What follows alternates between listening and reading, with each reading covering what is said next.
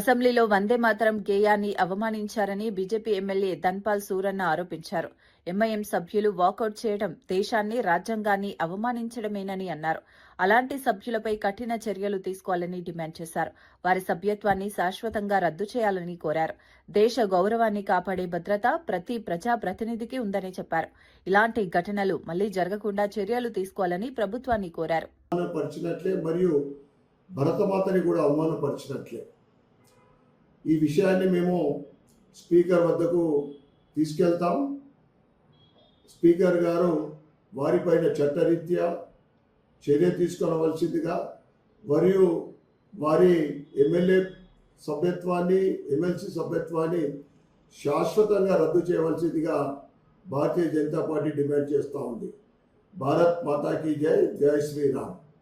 Shamshabad police స్టేషన్లో CP Sudheer Babu SIT అధికారులతో సమావేశమయ్యారు.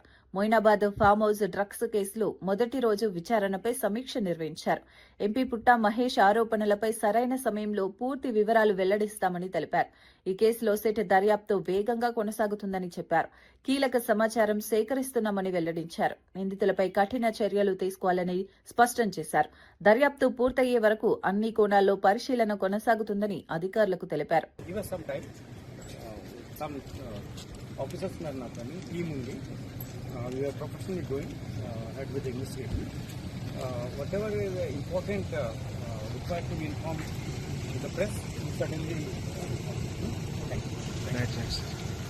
దేశంలో అతిపెద్ద నర్మేట ఆయిల్ ఫామ్ ఫ్యాక్టరీని సీఎం రేవంత్ రెడ్డి మార్చి 22న ప్రారంభించనున్నారు. ఈ కార్యక్రమంలో రైతు భరోసా నిధులను కూడా పంపిణీ చేయనున్నట్లు మంత్రి తుమ్మల నాగేశ్వరరావు తెలిపారు. 3 రోజులు రైతు ఉత్సవాలను కూడా నిర్వహించనున్నారు. ఈ ఉత్సవాల్లో వ్యవసాయ సాంకేతికతలు, హార్టికల్చర్, పశుసంవర్ధక రంగ అభివృద్ధిని ప్రదర్శించనున్నారు. రైతులకు కొత్త అవకాశాలు కల్పించడమే లక్ష్యమని తెలిపారు. రాష్ట్రంలో వ్యవసాయ రంగాన్ని బలోపేతం చేయడానికి ప్రభుత్వం చర్యలు తీసుకుంటోందన్నారు.